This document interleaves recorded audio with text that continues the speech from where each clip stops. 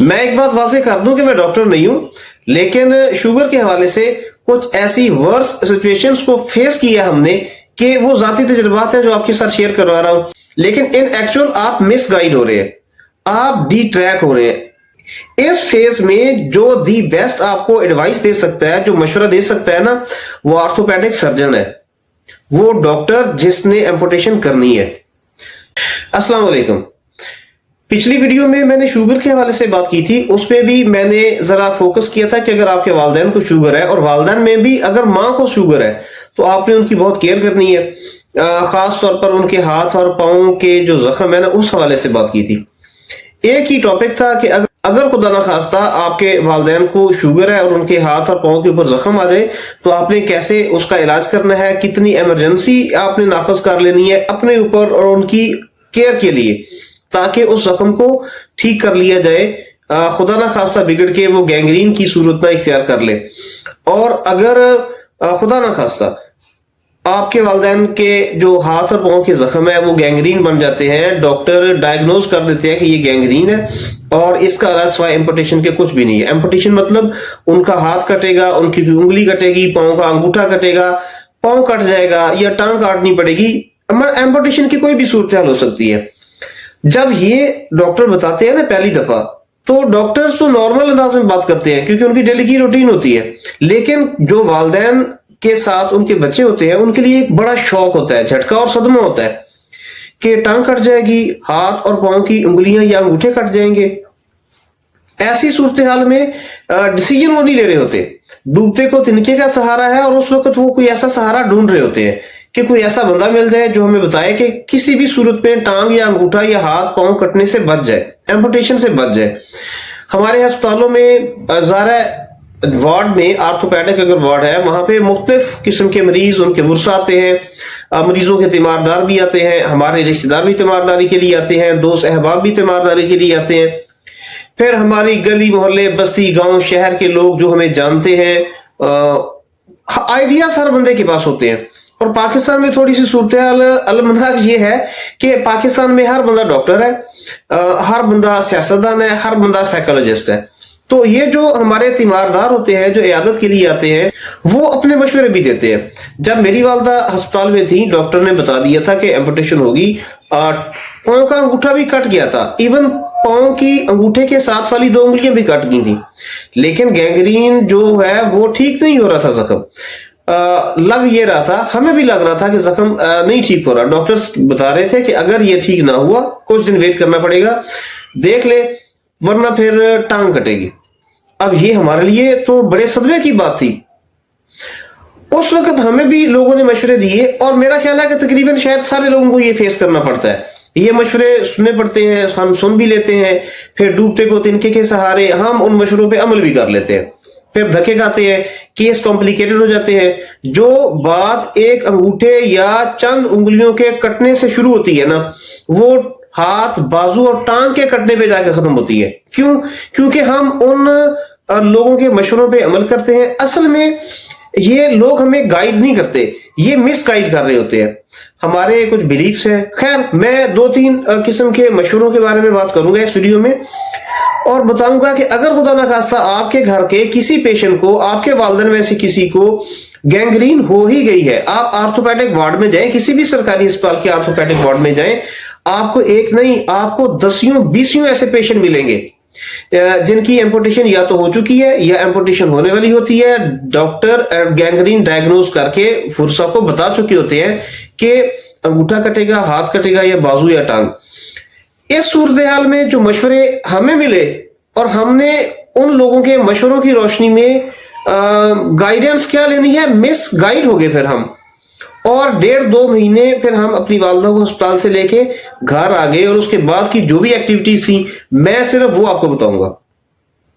देखिए, अस्पताल में ना सबसे पहले तो हमें हमारे जो इयादत करने वाले लोग थे ना, उन्होंने मशवरा दिया कि फला एक गांव है, इधर हमारे करीब है 65 चक, वहां पे एक नाई है, उसके पास कोई एक देसी नुस्खा है जो उसके दादा परदादा से चलता आ रहा है, तो इस किस्म के जख्मों को वो ठीक कर देता है। और किसी ने मशवरा दिया कि नहीं, इधर एक और गांव है, वहां पे एक और नाई है। अच्छा, नुस्खे ये इस तरह के ना जो देसी टोटके जो दादा परदादा से चलते आ रहे हैं, वो नाई होते हैं यहाँ पे देहातों में, इधर पंजाब के कल्चर की बात कर रहा हूँ, तो उनके पास ये नुस्खे हैं, वो ऐसी दवाई बनाते हैं कि ऐसे जख्म तो चुटकियों में ठीक हो जाते हैं। अब हम भी क्योंकि बड़े शौक थे और हम चाहते थे कि हमारी वालदा की टांग ना कटे, इतनी बड़ी मजदूरी से वो बच जाए, तो हमने उन लोगों के मशवरों को सीरियस लिया। हम समझे ये गाइड कर रहे हैं। हमने उस वक्त जो ऑर्थोपेडिक वार्ड के थे डॉक्टर, उनसे बात की और अपनी वालदा को अस्पताल से छुट्टी करवाई और घर ले आए। फिर हम गाड़ी करवाते और उस नाई के पास जाते और वहां से जाके वो दवाई जो भी देसी नुस्खा उसका होता वो करता। एक के पास गए, कुछ दिन देखा आराम नहीं आया, फिर दूसरे के पास गए, कुछ दिन देखा आराम नहीं आया। इस दौरान एक दूसरी किस्म का मशवरा मिला, वो ये कि ये भावलपुर के करीब, भावलपुर आने से थोड़ी देर पहले एक इधर बस्ती है जी, वहां पे एक बुजुर्ग है, दम करते हैं, जो भी दम करते हैं ठीक हो जाता है। अब उस वक्त हमारी समझे कि ज़हनी कैफियत ही ऐसी थी कि शायद हम कोई डिसीजन पावर ही नहीं रखते थे, हम कोई खुद से फैसला नहीं कर पा रहे थे। हम सोचते थे कि शायद ठीक हो जाए, शायद वालदा की टांग कटने से बच जाए। तो फिर हमने दम दरूद भी करवाए, वो जो बुजुर्ग और बाबे और पीर और फकीर जिसने जो जो कुछ बताया हम वहां भी गए। इस दौरान में जो डैमेज हुआ वो ये हुआ कि एक तो 1.5 महीना अस्पताल से बाहर रहे। आर्थोपेडिक सर्जन, आर्थोपेडिक वार्ड जो प्रॉपर डॉक्टर थे, जो गाइड कर सकते थे, जो ऑपरेट कर सकते थे, उनके मशवरे हमने छोड़ दिए, उनसे कंसल्टेशन भी छोड़ दी, ऐसे डॉक्टर्स को चेक करवाना भी छोड़ दिया। और ये 1.5 महीना हमने सिर्फ दम दरूद करवाने के लिए, पीरों फकीरों के डेरों पे जाने के लिए गाड़ी रेंट पे करवाते और कहीं चले जाते, फिर गाड़ी रेंट पे करवाते तो दूसरी तरफ चले जाते, 8 दिन कहीं जाते, 1 हफ्ता देखते, आराम नहीं आया, फिर नेक्स्ट वीक में कोई और, क्योंकि मशवरे तो बहुत सारे लोग दे रहे थे और हमने उन सारे लोगों के मशवरों को फॉलो किया और उस आर्थोपेडिक सर्जन के मशवरे को फॉलो नहीं किया जिसने हमें क्लियर कट बता दिया था कि एम्पुटेशन होगी। खैर 1.5 महीने की खजल ख्वारी के बाद केस इतना वर्स हो गया कि लास्टली हमारे पास कोई ऑप्शन नहीं रहा। हम दोबारा एक आर्थोपेडिक सर्जन के पास गए प्राइवेटली, उनके प्राइवेट क्लिनिक के ऊपर, जिन्होंने मुझे कहा कि बेटा एम्पुटेशन के अलावा कोई ऑप्शन नहीं है। अगर अभी आपने घुटने के नीचे से एम्पुटेशन ना करवाई तो ये गैंग्रीन बढ़ती जाएगी, ये घुटने के ऊपर से पूरी टांग काटनी पड़ेगी। उस वक्त जो आर्टिफिशियल ये मसनूई टांगे लगती है ना, उसके साथ मूव करना भी शायद जरा ज्यादा मुश्किल हो जाए।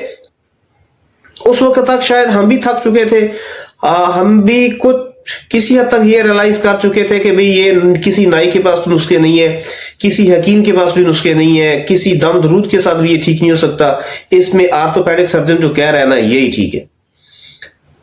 फाइनली एम्पुटेशन हो गई हमारी वालदा की, घुटने के नीचे से टांग कट गई। तो मैं आपको बताऊं, अगर आपके घर में कोई ऐसा पेशेंट है, अगर आप खुदा ना खास्ता इस किस्म के फेज से गुजर रहे हैं, तो किसी भी सूरत में ऐसे किसी भी मशवरा देने वाले बंदे के मशवरे पे अमल नहीं करना। इस तरह की गाइडेंस देने वाले लोगों को ना आप ये ना समझे कि वो आपको गाइड कर रहे हैं, वो बेशक इंटेंशनली आपको सही मशवरा दे रहे हैं, वो अपनी अकल और फहम के मुताबिक सही मशवरा दे रहे होंगे ना, लेकिन इन एक्चुअल आप मिस गाइड हो रहे हैं, आप डी ट्रैक हो रहे हैं। इस फेज में जो दी बेस्ट आपको एडवाइस दे सकता है, जो मशवरा दे सकता है ना, वो आर्थोपेडिक सर्जन है, वो डॉक्टर जिसने एम्पुटेशन करनी है। आप बेशक उसे गवर्नमेंट अस्पताल में चेक करवा लें, बेशक उसके प्राइवेट क्लिनिक पे जाके उसे फीस पे करें और उससे 2 टोक मशवरा मांगे, डॉक्टर सही एडवाइस करते हैं। ज्यादा बड़े हादसे और ज्यादा बड़े नुकसान से बचने का एक ही फार्मूला है कि बीमारी को बिल्कुल शुरू के स्टेज में काबू करें और उसके मुतलका स्पेशलिस्ट डॉक्टर की बात को मान लें।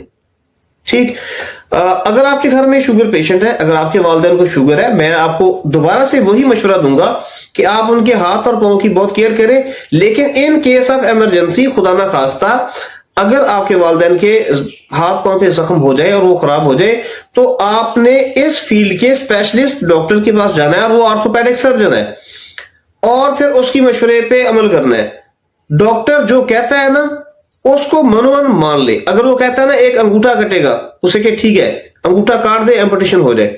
अगर वो ये कहता है कि आधा पांव कटेगा, मेरे एक दोस्त है उनके वालिद को भी गैंग्रीन हो गई, डॉक्टर्स ने उनको एडवाइस किया कि आधा पांव काट देते हैं, इससे टांग नहीं कटेगी तो मजदूरी की वो कैफियत नहीं होगी। तो डॉक्टर्स ने उनका आधा पांव काट दिया, आधा पांव उनका था, जख्म उनका ठीक हो गया, बाद में वो चलते रहे, अगरचे वो स्टिक के साथ सहारा लेते थे लेकिन बैसाखी के बगैर। तो डॉक्टर अगर आपसे ये कहता ना कि एक अंगूठा कटेगा या आधा पांव कटेगा या टांग कटेगी घुटने के नीचे से, मान ले बात। अगर नहीं मानेंगे आप टाइम वेस्ट कर लेंगे और वो बीमारी जो शुरू की स्टेज पे कंट्रोल की जा सकती थी वो आपके हाथ से निकल जाएगी। मैंने यही 3 मशवरे देने थे आप लोगों के स्टूडियो में, ताकि अगर किसी के घर में कोई ऐसा पेशेंट है तो वो वर्स फेज की तरफ ना जाए, उससे पहले बीमारी को जिस लोएस्ट लेवल पे कंट्रोल किया जा सकता है कंट्रोल कर ले। ये सिर्फ इस सूरत में हो सकता है जब आप उस मुतलका डॉक्टर ऑर्थोपेडिक सर्जन के मशवरे को मनोवन मान लें। मैं एक बात वाज़ेह कर दूं कि मैं डॉक्टर नहीं हूं, लेकिन शुगर के हवाले से कुछ ऐसी वर्स सिचुएशंस को फेस किया हमने कि वो जाती तजुर्बात हैं जो आपके साथ शेयर करवा रहा हूं। शुगर के हवाले से कुछ ऐसी कॉम्प्लिकेशंस, कुछ ऐसे पेचीदा मसाइल और बीमारियां भी हैं जिनके बारे में आम शुगर पेशेंट या उनके वर्सा या उनके घर वाले नहीं जानते। नेक्स्ट वीडियो में इंशाल्लाह उनके ऊपर डिस्कस करेंगे। मेरा नाम आसिफ है, मिलते हैं इंशाल्लाह नेक्स्ट व्लॉग में। अस्सलाम वालेकुम। पाकिस्तान जिंदाबाद।